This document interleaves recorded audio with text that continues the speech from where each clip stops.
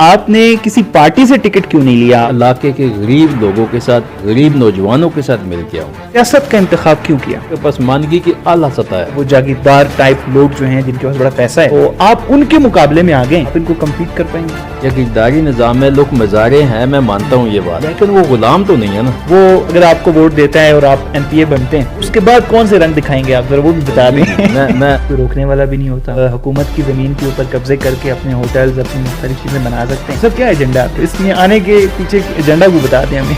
PTI sir ठीक हो रहे हैं। पाकिस्तान में जो इस वक्त उसको डिसमेंटल करने की कोशिश की जा रही है कम्प्लीटली तौर।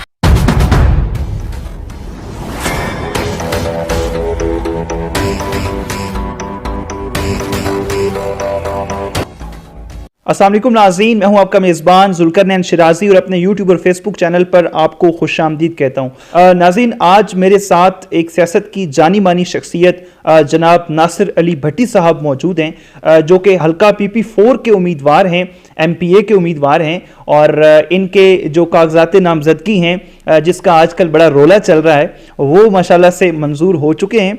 और आज हमने सोचा कि इनके साथ एक गपशप की जाए और इनका जो मौक़िफ़ है, क्या विजन लेकर जो है ये सियासत के अंदर इनरोल हो रहे हैं, सियासत में आ रहे हैं। क्योंकि बग़ैर विजन के मैं ये समझता हूँ कि सियासत नहीं होती, कारोबार होता है। अगर आज हम नासिर भट्टी साहब के साथ मौजूद हैं, इसकी वजह यह है कि हम इनके पास आएँ और इनसे पूछें कि क्या वजह बनी कि इन्होंने सियासत के अंदर कदम रखा और किसी पार्टी का टिकट नहीं लिया। मुमकिन था, इनके लिए आसान काम था कि ये किसी एक सियासी पार्टी के हाथ पकड़ते, उसका हाथ पकड़कर इनके लिए आसानी थी कि ये सियासत के अंदर आ जाते और सियासत में आकर के उस पार्टी के जो वोटर्स हैं वो इनको वोट देते और ये कुर्सी ले लेते। तो इन्होंने आज़ाद उम्मीदवार बनना जो है उसको इंतखाब किया। ये एक रीजन है कि हम इनके पास आज बैठे हुए हैं। इनसे जानना चाहेंगे कि क्यों सर आपने जो है वो आज़ाद उम्मीदवार होना ही क्यों पसंद किया। सबसे पहले सर अस्सलाम वालेकुम। जी वालेकुम सलाम। कैसे हैं आप, खैरियत से हैं? जी अल्लाह पाक का करम है बिल्कुल। तो सर क्या जज्बात हैं आपके? कागजात नामजदगी आपके माशाल्लाह से मंजूर हो गए, लोगों तो बड़े रोले चल रहे हैं। ये बस कुदरत का कमाल है जी,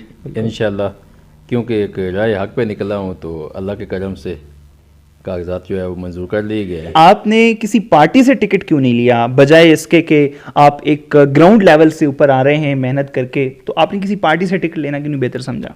असल में अगर हम बात करूँ हल्का PP4 की, जी जी, तो यहाँ के जो नौजवान हैं, जो इलाके के लोग हैं, इनको हमेशा यूज़ करके पीछे से पीछे फेंक दिया गया है। तो इसलिए मैं इस नज़रिए पे आया हूँ, कोशिश मेरी ये है कि मैं किसी पॉलिटिकल पर्सन के साथ मिल के ना हूँ, इलाके के गरीब लोगों के साथ, गरीब नौजवानों के साथ मिल के आऊँ। और अल्लाह के फजल करम से मैं इलाके के नौजवानों के साथ हूँ और वो मेरे साथ हैं। और कोई पॉलिटिकल कैंडिडेट मेरे साथ नहीं है। कोई किसी इलाके का जो मकामी वो होते हैं ना, जैसे कौंसल चेयरमैन वगैरह हो गए, कि जब मैं कोई ऐसा बंदा किसी की सपोर्ट आपको नहीं है, आप जो भी हैं खुद ही हैं। जी ऐसे ही है।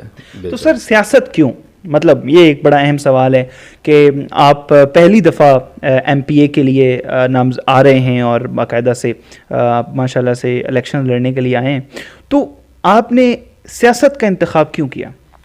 असल में जो बेसिकली मेरा गांव है UC जंगल के अंदर, तो अगर हम इसकी बात करें, मैं जब घर नीचे जाता हूँ अपने मतलब, तो हालात देखता हूँ तो मुझे एक रोना आता है। हमारे पास जैसे एयरपोर्ट बना है, लोग सफाई कर रहे हैं, सफाई करने वाले हमारे इलाके के लोग हैं, शीशे साफ़ करने वाले या माली कर रहे हैं, यानी जो क्लास 4 के जो जितनी भी जॉब्स हैं उनको दी जाती हैं। तो इन चीज़ों पे जब मैंने गौर किया है तो मुझे एक घुटन सी फील हुई है कि अगर हम कामयाब हो रहे हैं तो हमारे इलाके के नौजवानों का क्या हाल है। बिल्कुल। तो ये जब मैंने अपने इलाके के हालात देखे, एजुकेशन देखी, एजुकेशन निज़ाम देखा, या इसके अलावा हेल्थ का देखा, मतलब सेहत का, इलाज का, हॉस्पिटल का, या रोड देखी, गैस, बिजली, यानी जो भी चीज़ें देखी, जब मैंने उसको देखा कि पसमानगी की आला सतह है जी, तो फिर मैंने इंतखाब किया सियासत में आने का। मैं आपके हलके को जानता हूँ, आपके हलके में घूमा फिरा हुआ हूँ, तो वाकई हालात कुछ ऐसे ही हैं। सर ये यहाँ पर जागीरदाराना निज़ाम है, यानी ऐसा सिस्टम है यहाँ पर कि बड़े बड़े जो है वो जागीरदार टाइप लोग जो हैं जिनके पास बड़ा पैसा है और उनके पास, उनके लिए इलेक्शन लड़ना इज़ जस्ट अ बिज़नेस। तो आप उनके मुकाबले में आ गए, तो आपको क्या लगता है आप इनको कम्पीट कर पाएंगे? असल में जो हल्का PP4 है, मुझे बहुत सारे अजीज़ों ने भी ये राय दी है कि आप ये जो हल्का है इसका इंतखाब ना करें।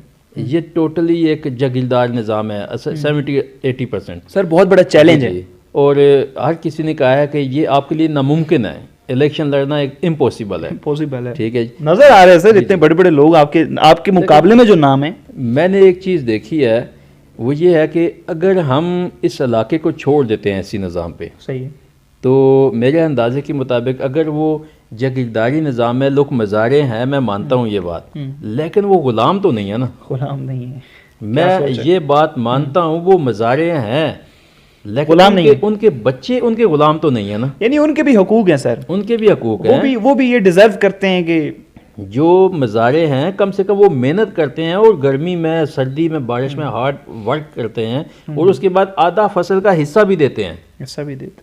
तो फिर मेरे अंदाज में शायद वो ग़ुलाम नहीं है, हमें उनके बारे में सोचना चाहिए। यानी वो भी डिज़र्व करते हैं कि उनको अच्छी सीटें मिलें, वो भी डिज़र्व करते हैं उनके रोड्स अच्छे हों, उनके पास क्रिकेट ग्राउंड्स हों। तो सर क्या विजन, मतलब अगर आपके हल्के के लोग ये इंटरव्यू देखते हैं तो आप उनको क्या बताना चाहेंगे? या ज़ाहिर है हर बंदे के जहन में सवाल होगा कि हम जनाब नासिर अली भट्टी साहब को क्यों वोट दें, वो क्या करेंगे हमारे लिए? देखें जी, जो एक चीज़ मैं जिस नज़रिए पे आता हूँ, मैं पहले वो बात करता हूँ जी। जो अगर हम PP4 की बात करें, 70% जो यूनियन कौंसिल है वो पसमानदा है जी। पहली बात तो ये है कि 10वीं तक स्कूल ही नहीं है, हाई स्कूल नहीं है, अगर है तो उसमें असातिज़ा नहीं है आधे से ज़्यादा। जी बिल्कुल। अगर हम बात करें हायर एजुकेशन की, जी, तो 10वीं अगर वो पास कर भी ले तो 11वीं 12वीं करने के लिए 25-30 किलोमीटर दूर जाना पड़ता है शहर में, और ये कोशिश भी नहीं कर पाते बेचारे, आ जाना पड़ता है, किसी मजदूरी में लग जाते हैं। कैसे जी? आप देखें एक बस जाती है सुबह 40 किलोमीटर दूर और लटक के सारे लोग उसके साथ जाते हैं, और फिर वो बच्चा जब सुबह वो लटक के जाएगा, शाम को 4 बजे बस वापस आएगी तो पढ़ेगा क्या पढ़ेगा? पहले साल ही वो डिसाइड होकर छोड़ देता है एजुकेशन। 100 में से कोई एक अगर आगे निकल भी गया तो जब वापस अपने इलाके में आता तो वहीं वो हाल उसके हो जाते हैं। तो इस तरह अगर हम सेहत पे चले जाए तो अभी जो हमारे खुसूसन हेल्थ केयर सेंटर बने हुए हैं UC के अंदर, जी, तो जितने भी बने हैं, एक अपनी UC जंगल की बात नहीं कर रहा हूँ, जितने भी बने हैं वो मतलब दवाइयाँ नहीं है उसमें, नर्सेज नहीं है, नो डाउट, एम्बुलेंस सर्विसेज नहीं है, यही मसला है। अभी जिस इलाके में ट्रांसपोर्ट भी नहीं है, वहाँ पे एम्बुलेंस भी नहीं है, वहाँ पे हॉस्पिटल भी नहीं है। अब आप ही बताएं फिर मुझे क्या करना चाहिए? हद है सर। मैं आपसे एक सवाल ज़रूर करूँगा यहाँ पे कि आपसे पहले जिन लोगों को इस हल्के के लोगों ने वोट दिया है, तो आपको क्या लगता है कि उन लोगों ने अपना हक अदा किया है जो उन्हें करना चाहिए था? क्या उन्होंने वो किए? आप क्या कहेंगे इस पे? असल में जो हमारे जितने भी सबका पॉलिटिक्स है, कैंडिडेट हैं, जो लोग उनको वोट देते हैं, जी, वो उनको एक अपना गुलाम समझ के अपना हक समझते हैं कि ये हमें वोट दे रहे हैं। वो जिस तरह आपकी मसलन फसल में साल की है, उसमें आपका हक है वो देने ही देने, ऐसे ही वोट भी हमारा हक है। एक ऐलान कर देते हैं, भाई साहब आपने इस दफ़ा वोट इस बंदे को देनी है। अच्छा, ये ट्रेंड है। लाजिम बात है, अभी देखें कि एक बंदे से ज़मीन वापस ले ली जाएगी, वो बेचारा क्या करेगा, ज़मींदारी कहाँ पे करेगा? यानी ये जो एक हक है पाकिस्तान में, जमहूरियत के अंदर हक की रायदही हर इंसान का, हर पाकिस्तान सिटीज़न ऑफ पाकिस्तान का ये राइट है कि वो अपनी मर्जी से वोट देता है। बदकिस्मती के साथ इस इलाके में वो भी हासिल नहीं है। जी, ऐसे ही है। अगर मैं इलेक्शन में आया हूँ, जी, अगर मेरे आने की वजह ये है, मैं ये चाहता हूँ, मेरा जो विजन है मैं आपको वो समझाता हूँ। मेरी कोशिश ये है कि मैं इलेक्शन में ना भी आऊँ, हार भी जाऊँ, या इलेक्शन में आऊँ, जीत जाता हूँ, सब अपने अजीज़ों दोस्तों के तावन से अगर मैं इक़्तिदार में आ जाता हूँ, तो मेरी कोशिश ये है कि हर UC के अंदर हायर सेकेंडरी स्कूल होना चाहिए, हर UC के अंदर, ताकि बच्चे 11वीं 12वीं बआसानी घर में बैठ के कर सकें। और हर 6 UC के अंदर, 6 यूनियन कौंसिल के अंदर एक कॉलेज होना चाहिए, ताकि बच्चे आला तालीम भी बआसानी कर सकें, यानी उनको धक्के ना लेने पड़े। और इसके अलावा जो खसूसी अगर हम बात करें ट्रांसपोर्ट पे, तो जो हमारे मैं खसूसन अभी भी अपील करूँगा जो हमारे डिपार्टमेंट्स हैं कि वो आगे लोगों को जो परमिट है वो जारी करें, ताकि ट्रांसपोर्ट बड़ी हो सके, बट ट्रांसपोर्ट क्या करेगी, रोड ही नहीं है। आने जाने का रास्ता सर, अभी हम आए हैं यहाँ से गुजर के, तो लग रहा था जैसे पहाड़ियाँ चढ़ रहे हैं। रोड टूट फूट का शिकार हैं, ऐसे ही बंजर ज़मीनें पड़ी हुई हैं। हालात सारे सामने हैं, जो आपके हल्के के लोग हैं वो देख भी रहे होंगे, सुन भी रहे होंगे। जी जी सूरत हाल बिल्कुल ऐसी ही है। तो सर आपने एजुकेशन पर बात की कि एजुकेशन के लिए मैं जो है वो स्कूल्स और कॉलेजेस पे काम करेंगे। तो सर आपको क्या लगता है कि मौजूदा जो हमारे स्कूल्स हैं, क्या इनको बेहतर बनाया जा सकता है? जी, मैं आपको यही बताता हूँ जी। सबसे पहले ये है कि जो हमारे तहसील फतेहजंग और तहसील पिंड गेब है, इसमें मेरे अंदाजे के मुताबिक जिन लोगों ने एजुकेशन फ़ंड को तबाह किया उनके ख़िलाफ़ कार्रवाई होनी चाहिए।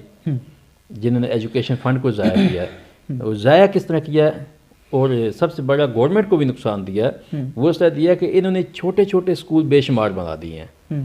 मतलब नदी के पार भी स्कूल बना दिया, इस पार भी बना दिया, गांव के उस पार भी बना दिया, छोटे प्राइमरी स्कूल बना दिए। अच्छा, उसमें हमें नुकसान क्या हुआ है? जी। एक हमारे एजुकेशन फंड्स आया हुआ है, और दूसरा हमारे उस्ताद इकराम की कमी पैदा हुई है। यानी उस्ताद ही नहीं है स्कूल में? नहीं, एक उस्ताद तो है ही नहीं है। हाँ। लेकिन गवर्नमेंट रिकॉर्ड में हमारे पास टीचर्स की कमी आ रही है। यानी कि अगर एक 10 स्कूल बनते हैं, जी जी, 10 स्कूलों के, आप लाजमी बात है एक स्कूल में कम से कम 10 टीचर चाहिए होते हैं, जरूर चाहिए होंगे। तो एक यूसी के अंदर अगर 100 टीचर शॉर्ट हो जाते हैं, तो ओवरऑल पंजाब में तकरीबन 30-32 हज़ार टीचर शॉर्ट हो जाते हैं। तो सर फिर उस बिल्डिंग का क्या फ़ायदा, वो जो पैसा लगाया है उस बिल्डिंग पे? जो मेरा विजन है ना जी, हाँ जी। मेरा विजन ये है कि जो ये फंड छोटे छोटे स्कूलों पे लगाया जाता है, ये सब एक जगह पे लगा के एक बड़ा स्कूल, अच्छा एक स्कूल बड़ा स्कूल होना चाहिए, जिसमें सारी फैसिलिटीज हो जाएं। सारी फैसिलिटीज़ होनी चाहिए, और बच्चा आला तालीम हासिल करके निकले। और ये जो हल्का है, हल्का PP4, यहाँ पे आने वाले वक्त में एक बहुत बड़ी बड़ी फैक्ट्रियाँ लगेंगी, बहुत बड़ी बड़ी कंपनियाँ आएंगी। सर फ्यूचर है, साथ तो एयरपोर्ट है सर, और जैसे यहाँ पर आज लोग हमारे इलाके के नौजवानों को ज़्यादा ज़्यादा सिक्योरिटी गार्ड या ऑफिस बॉय या ऐसी नौकरियां मिल रही हैं, यकीनन इनसे छुटकारा मिलेगा और अच्छी अच्छी जॉब्स मिलेंगी। बिल्कुल। सर देखें, मैं एक चीज़ आपसे अर्ज़ करूँगा कि लोग कहते हैं कि अभी तो भट्टी साहब बड़ी बातें कर रहे हैं जैसे ही हमने इनको वोट देने हैं और इन्होंने कुर्सी इनको मिलनी है, तो इन्होंने वो रंग दिखाने हैं जो पिछले लोगों में दिखाते रहे। यानी अगर हम अपने जागीरदार के खिलाफ जाते हैं, हम उसको वोट नहीं देते, पूरा एक इलाका है ना सर, वो अगर आपको वोट देता है और आप MPA बनते हैं, तो उसके बाद कौन से रंग दिखाएंगे आप, जरा वो भी बता दें। मैं आपको लोग टाइम नहीं देते सर लोग कहते हैं जी हमने वोट दिए हैं, और वोट लेने के लिए आ जाते हैं, और जब काम की बारी आती है। आपने बहुत बड़ा क्वेश्चन किया जी। हाँ। देखें, मैं खुद भी एक गरीब पर्सन हूँ, और इलाके के गरीबों को साथ लेकर चल रहा हूँ। गरीबों को साथ लेकर चलना मतलब ये है कि मेरे तक रसाई को आसान बनाना। सही। अगर मैं इलाके के वडेरों को साथ लेकर चलूँ, तो फिर गांव के लोगों को पहले वडेर के पास जाना पड़ेगा, हाँ, फिर मेरे पास आना फिर पड़ेगा। आपके पास आना पड़ेगा। अगर गांव के मैं गरीब लोग साथ लेके आ रहा हूँ, तो फिर मतलब डायरेक्टली मेरे पास आ सकते हैं। और मैं जैसे आज हूँ इसी तरह ओपन बैठा हुआ हूँ, और मैं इलेक्शन जीतने के बाद भी सही है, इसी तरह अपने गांव, अपने मोहल्ले में बैठूंगा। और मेरी कोशिश ये होगी कि मैं एक दिन हर हफ्ते में एक यूसी के अंदर तय करूंगा, ताकि हर हफ्ते में हर यूसी में जाया करूंगा। सही है। और वहाँ के जो मसाइल है वो सुना करूंगा, और इंशाल्लाह उस पर प्रॉपरली एक्शन हुआ करेगा। देखें, सबसे बड़ा मसला हमारे मुल्क की सियासत का सर ओवरऑल ये इशू है कि हम वोट्स के टाइम पे गरीब को याद करते हैं। हम सिर्फ जब देखते हैं कि भाई पोलिंग स्टेशन है, तो गरीब बेचारा अगर लाहौर में भी है ना, उसका टिकट अगर आपके हल्के में है तो आप उसको लाहौर से भी बुला लेते हैं। और वैसे अगर उसकी बीवी बीमार पड़ी है ना घर पे, उसके ले जाने के लिए कोई गाड़ी अवेलेबल नहीं है, उसके लिए अस्पताल नज़दीक में नहीं है, तो हम उसको सुनने के लिए तैयार नहीं होते। मैं अपनी तमाम हल्का के जो हमारे सुनने वाले हैं या जो मेरे जानने वाले हैं, मैं उनसे गुजारिश करूँगा कि जब आप एक कैंडिडेट से बहुत बड़ा पैसा लगवाते हैं जी, आप एक कैंडिडेट आता है, वो मार्केट में अपनी कैंपेन में लाखों करोड़ों लगाता है, तो फिर आप उससे अच्छे की तवक्को कैसे कर सकते हैं? बिल्कुल। मैं आपसे एक दरख्वास्त करूंगा कि आप उस कैंडिडेट का इंतखाब करें जो नज़रियाती हो, जो सिर्फ आपके लिए आया हो और गरीब बंदा हो, जिस तक आपका पहुंचना आसान हो, जिसके घर आपका पहुंचना आसान हो। मैं ये गुजारिश करूंगा कि आप ऐसे कैंडिडेट का इंतखाब ना करें जैसे शख्सी वोट है, तराबाजी है। आप तराबाजियों से बचें, पार्टीबाजियों से बचें और शख्सी जो वोट है उससे बचें। बिल्कुल। तो आपने देखें शख्सियत परस्ती छोड़ें। जी जी जी। अगर हम इस हल्का PP4 की बात करें जी जी। तो यकीनन ये आज पसमानदगी की आला सतह पे है। वो कैसे, मैं No आपको doubt, एक sir, बड़ा no एक doubt. शॉर्टकट पॉइंट बताता हूँ। I agree with you. एक बड़ी छोटी सी बात बताने लगा हूँ, उसका मतलब बहुत बड़ा है। जी तहसील फतेह जंग और तहसील पिंड गेब दो बड़ी तहसीलें हैं, बिल्कुल। लेकिन दोनों तहसीलों के पास स्टेडियम नहीं है। हाँ सही बात है। वो दो सर वो तहसीलों के मैं ज़ाहिर खड्डियां ते मैच खेलते पे सर बेचारे। ठीक है। अभी मैं कुछ दिन पहले एक मैच में मेहमान खसूसी था, जी जी। तो एक साइड पे वो जनाब गद्दियाँ चाह रही थी, हाँ। गद्दे चाह रहे थे, हाँ जी। चारा कर रहे थे, वो टिब्बे ने और सर दूसरी साइड पे वो मैच कर रहे थे। तो मुझे यकीन माने हाँ जी। मैं वहाँ पे आंसू आ गया आंखों में सर ये कि अगर हमारे नौजवान यहाँ पे खेलेंगे तो क्या मुस्तकबिल होगा। सर एक नज़रियाती आदमी जब नहीं आएगा ना, मैं आपकी बात से एग्री करता हूँ। मैं ओवरऑल पूरे मुल्क की बात करता हूँ कि जब आप किसी नज़रियाती शख्स को आप अपना ये जो हक़ राय दही है इस्तेमाल नहीं करेंगे, क्योंकि देखें हम सर अगर जाते हैं ना बाज़ार के अंदर, तो हमने 1 किलो सेब लेने होते हैं ना, तो हम 10 रेड़ियाँ देखते हैं। जी जी उसमें से भी हम देखते हैं कि यार जो सही वाले सेब हैं वो मैं लेके आऊँ। जी जी। और वो सेब कितनी देर चलते हैं सर? 2 दिन चल जाएंगे, 3 दिन चल जाएंगे।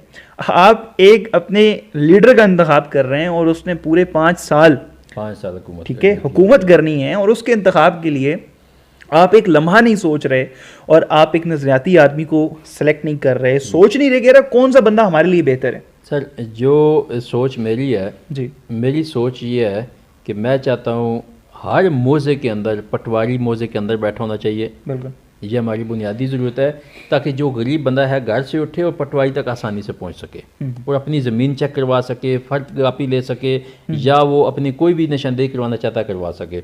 दूसरी बात, मैं चाहता हूं कि हर यूसी का ऑफिस यूसी के अंदर होना चाहिए। सेक्रेटरी, यूसी जो सेक्रेटरी है वो ऑफिस अंदर बैठा होना चाहिए, या जब चेयरमैन आता है वो यूसी के अंदर बैठा होना चाहिए, ताकि लोगों को अपने नाम जो इंदराज कराने होते हैं या डेथ सर्टिफिकेट बनवाने होते हैं आसानी हो।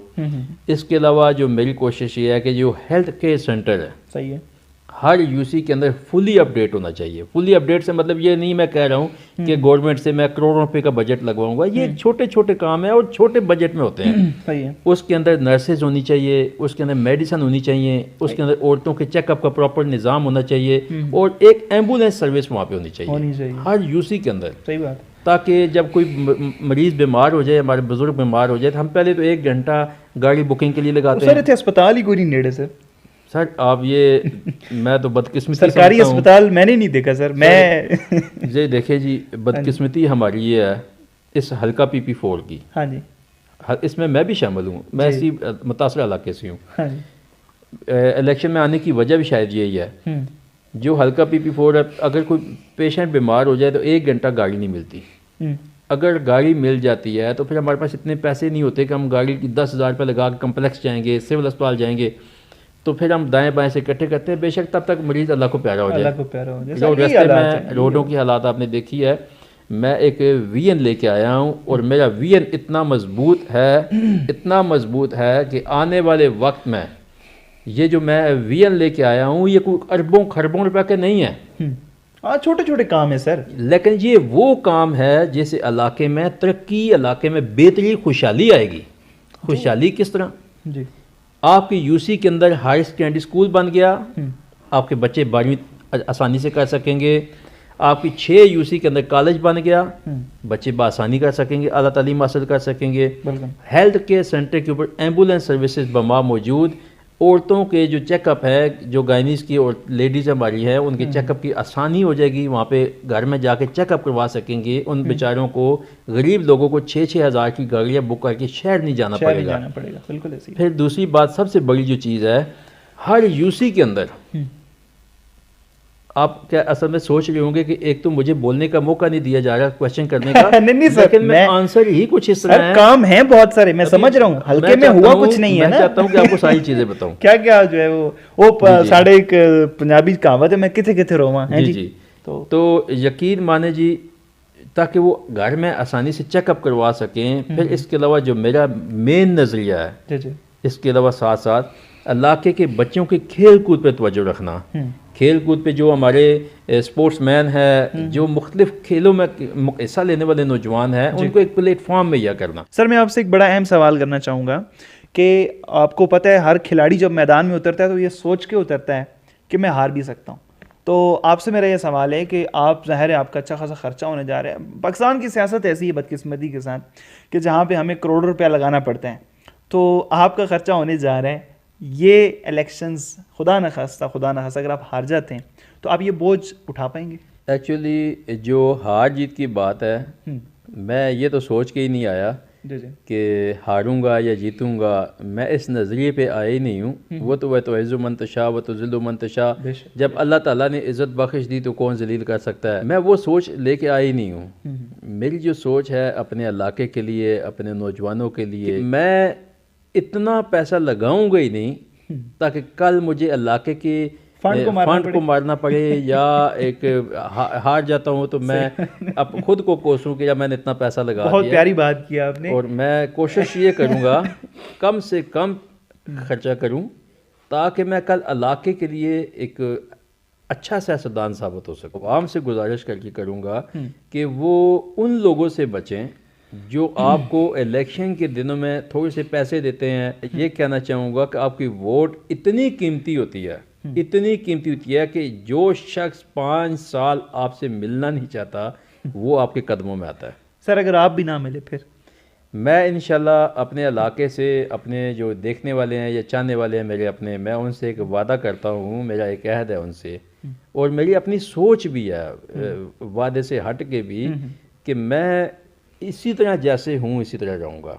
अपने इलाके के गरीबों के साथ, नौजवानों के साथ, अपने इलाके में मुख्तलिफ जगह पे बैठक बना के छोटी छोटी, ताकि मैं वहाँ पे बैठ सकूँ। और फिर दूसरी बात यह है कि मैं इस इलाके का रहायशी हूँ, जद्दी यहीं का हूँ, और सारे कुछ मेरे रिलेटिव हैं जो डायरेक्टली मेरे घर भी जा सकते हैं। सही। अगर फ़र्ज़ करो मैं नहीं मिलना चाहता, मेरे अब्बू यहाँ पे बैठे हुए हैं, मेरे घर वाले बैठे हुए हैं, अजीज़ बरादरी यहाँ पे बैठी हुई है, और मैं, मेरे बच्चे, मेरी फैमिली इसी हल्के के अंदर रहती है। आपके पीछे सपोर्ट किसकी है? यानी हो सकता है लोगों के पीछे बड़ी बड़ी स्पोर्ट्स होती हैं जनाब, आपके पीछे किसकी सपोर्ट है सर? मैं तो अकेला तनो तनहा आया हूँ।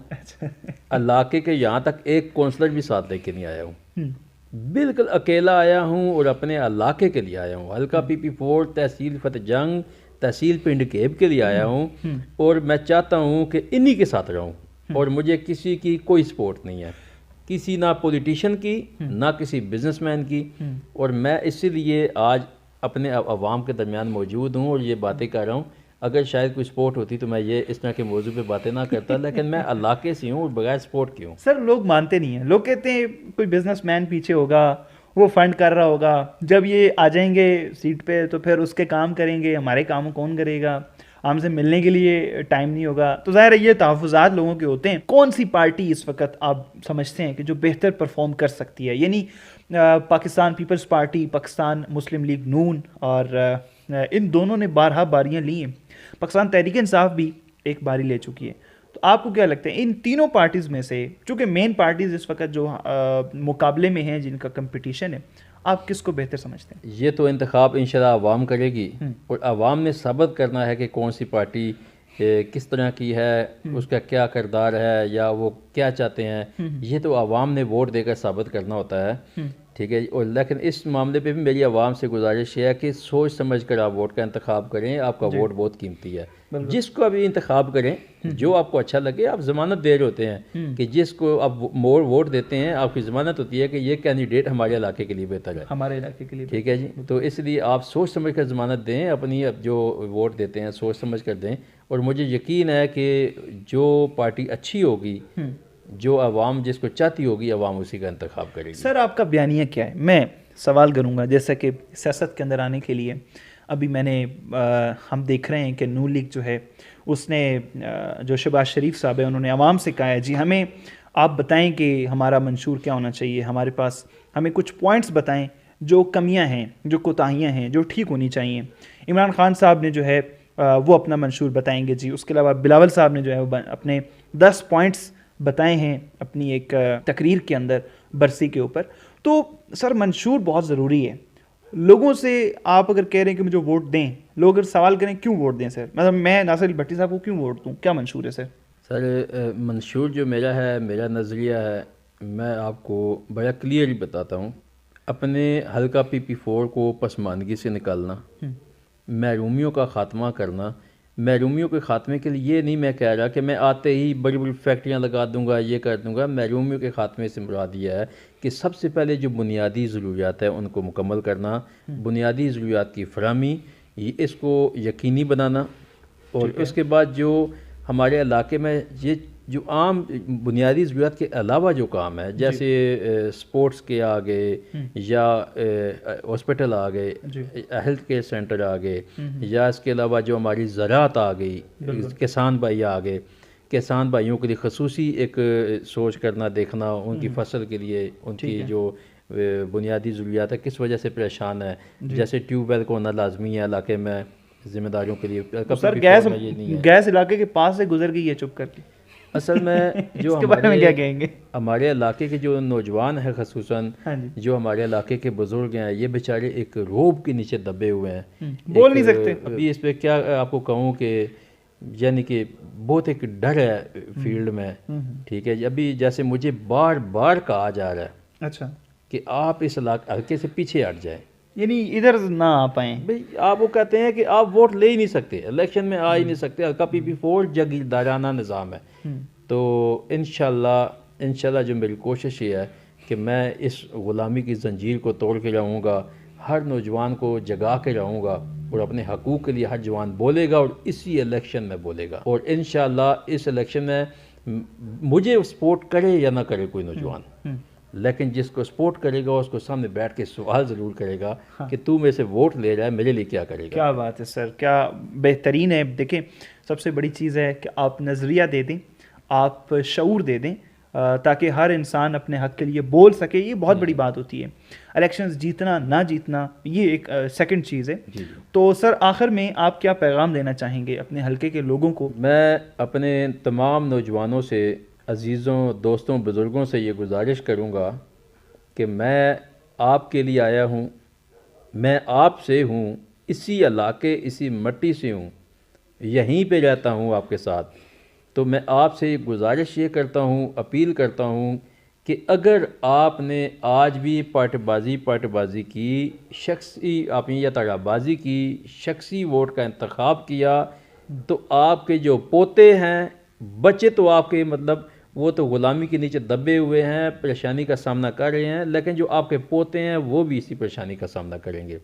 मैं उन तमाम अपनी माओं से, उन अपनी तमाम बहनों से, उन अपने तमाम अजीज़ों से ये दरख्वास्त करना चाहूँगा कि वो इस दफ़ा वोट का इंतखाब शख्सी नहीं बल्कि नज़रियाती करें।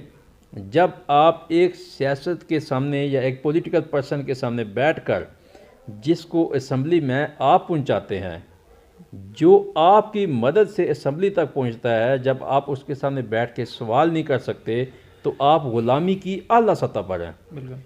तो अगर आपने ग़ुलामी से निकलना है, आप कहते हैं कि आप आज़ाद हैं, तो कोई भी कैंडिडेट आपके घर पे आए, मैं हूँ या कोई भी हो, तो आपने उससे अपना मुतालबा करना है, और अपने इलाके का मुतालबा इलेक्शन से पहले पूरा करवाना है, ताकि बाद में आपको पछतावा ना हो।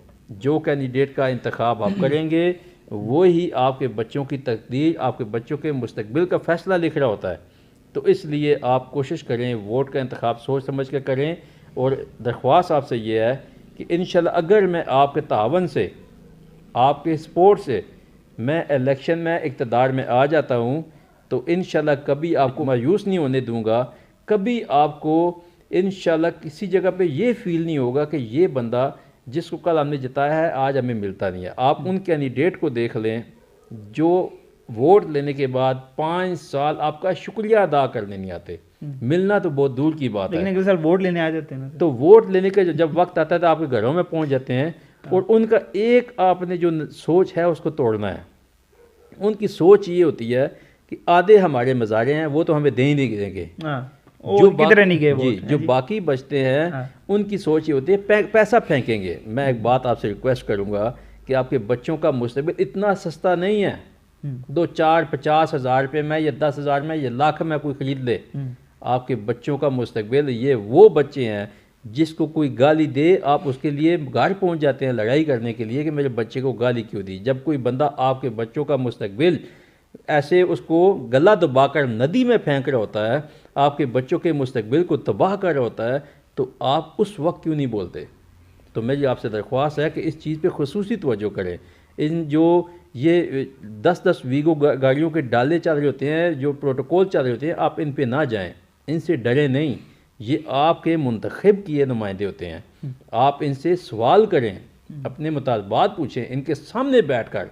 जिस शख्स की आंख में आंख डालकर आप सवाल नहीं कर सकते, उसको आप वोट देने के हकदार नहीं है और वो वोट लेने का हकदार नहीं है। सर आखिर में मेरे जहन में एक सवाल आया कि तल्ख सवाल है, महसूस ना करिएगा। मुमकिन है इसके पीछे भट्टी साहब का कोई पर्सनल एजेंडा हो, मुमकिन है भट्टी साहब ने कोई नया बिज़नेस शुरू करना हो कि उसके लिए बेहतरीन रास्ता सियासत है जिसमें आपके ऊपर कोई केस भी नहीं बनता, आपको कोई रोकने वाला भी नहीं होता, आप हुकूमत की ज़मीन के ऊपर कब्ज़े करके अपने होटल्स अपनी मुख्तलिफ़ चीज़ें बना सकते हैं। तो सर क्या एजेंडा है आपके, मतलब इसमें आने के पीछे एजेंडा को बता दें हमें। सर ये आपका काफ़ी मुश्किल क्वेश्चन है, लेकिन देखें जो आपने बात की है बिल्कुल ठीक की है। मैं अगर इलेक्शन में आया हूँ, मेरा ये जो नज़रिया है कम से कम खर्चा करने का, ये इसीलिए है कि मैं ताकि कल कुछ मुझे लालच ही ना आए। अगर मैं 3 साल पहले अपने इलाके के नज़रिए के लिए बोला हूँ, अवाम के लिए बोला हूँ, तो उस वक्त तो मैं सियासत को जानता भी नहीं था। बिल्कुल। आज मैंने सियासत का अगर ऐलान किया है कि 3 साल पहले मैंने ऐलान किया था कि हमारे इलाके के मसाइल को हल करो, नहीं तो मैं इलेक्शन में आ जाऊँगा। तो खुदा गवाह है कि मैं इलेक्शन नहीं लड़ना चाहता, मुझे सियासत से कोई लगाव नहीं है।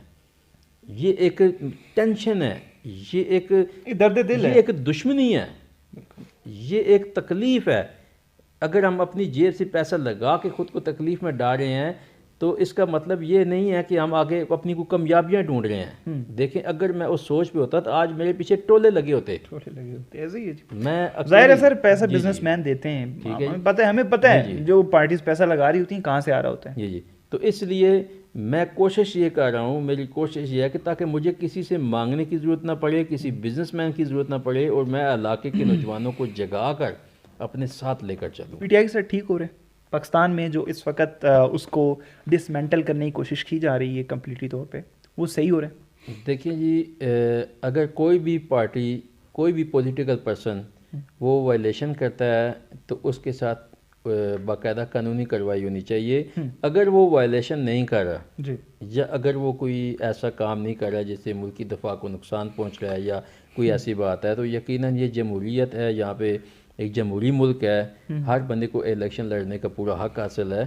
तो हर पार्टी को, हर बंदे को ये हक दिया जाए। और यकीनन, क्योंकि अगर मैं भी अपनी भी बात करूं तो मैं अगर कोई कहीं से वायलेशन करता हूं तो यकीनन मुझे भी पाबंदी लगनी चाहिए। सर आपका फेवरेट लीडर, यानी मैं आपसे ये पूछना चाहूँगा कि पॉलिटिक्स के अंदर आए आपका एक आइडियल होता है, who is your ideal in politics, अभी या पहले, जब भी? अगर मैं पहले की बात करूं, आज से पहले की, तो फिर मेरे अंदाजे में जो हमारा सबसे अच्छे लीडर थे वो तो बाबा कायद-ए-आज़म साहब थे। अगर मैं अभी की बात करूं तो मैं खुद को लीडर तस्लीम करता हूं और मैं इंशाल्लाह अच्छा लीडर बन के दिखाऊंगा। क्या बात है और इंशाल्लाह मुझे ये कॉन्फिडेंस हर बंदे में नहीं होता सर। आपने माशाल्लाह कॉन्फिडेंस के साथ इस चीज़ को क्लेम किया है, तो हमारी नेक तमन्नाएं आपके साथ हैं। मैं एक चीज़ अपने नौजवानों से कहूँगा, तहसील फतेहजंग, तहसील पिंड केब के नौजवानों से कहूँगा कि जो पिछले कई सालों से, एक तवील अरसे से आपकी तहसील में एक स्टेडियम, एक प्ले ग्राउंड नहीं बना सके, तो उनसे आप क्या उम्मीद रखोगे? तो इस दफ़ा आप इस बात पे गौर करें मेरी, यानी एक लम्हे फिक्रिया है। जी कि जो 50-60 सालों से, 75 सालों से करें पाकिस्तान बनने के बाद। सर सीधा रोड नहीं बना सके नहीं सर जो पाकिस्तान बनने से अभी तक जो आपके लिए एक स्टेडियम, आपके बच्चों के लिए प्ले ग्राउंड नहीं बना सके, तो उनके जो वादे हैं, वो दो दावे हैं, जो ख्वाब हैं झूठे, आप उन पे गौर लाजमी करें। ये आपके लिए सोचने की बात है। यानी ये हमारे पॉलिटिक्स का एक जो है वो तल्ख हकीकत है और एक स्याह चेहरा है कि हम जब वोट्स लेने के लिए आते हैं सर, तो बड़े बड़े दावे और बड़े बड़े हम उनको ख्वाब दिखाते हैं जो कि कभी भी जो है वो शर्मिंदा ताबीर नहीं हो सकते। तो भारकफ उम्मीद करते हैं कि पाकिस्तान की बेहतरी के लिए जितने भी MPAs, जितने भी MNAs इस वक्त पूरे पाकिस्तान के अंदर अपने हलकों के अंदर इलेक्शंस लड़ रहे हैं, तो उन्हें चाहिए कि वो अपने इलाके की बेहतरी के लिए काम करें, ना सिर्फ ये कि अपनी बेहतरी के लिए लगे रहें। और आज के इस इंटरव्यू के अंदर मेरे साथ हल्का PP4 MPA के उम्मीदवार जनाब नासिर अली भट्टी साहब मौजूद थे, जिनसे हमने कुछ तल्ख सवालात भी किए मौजूदा पॉलिटिक्स जो है पाकिस्तान के अंदर पार्टीज़ के दरमियान, उससे मुतालिक भी कुछ सवालात किए। इस इंटरव्यू का पर्पज़ ये था कि हर MPA से ये पूछा जाए कि आप क्या करेंगे, आप अपने हलके के लोगों की बेहतरी के लिए आया कोई विजन भी रखते हैं या फिर ऐसे ही हवा में उठकर आ गए हैं और आकर के पैसा इन्वेस्ट करेंगे जिस तरीके से कंपनी पे पैसा इन्वेस्ट किया जाता है और इन्वेस्ट करके फिर उससे जो है वो आउटपुट की तवक्को की जाती है। तो उम्मीद करते हैं आपको हमारा आज का ये इंटरव्यू इंफॉर्मेटिव प्लस इंटरेस्टिंग लगा होगा। आज तक के लिए अपने मेज़बान जुल्करनैन शिराजी को दीजिए इजाज़त। मिलेंगे किसी नई सियासी शख्सियत के साथ, किसी नए मौजू के साथ। आज तक के लिए अल्लाह ने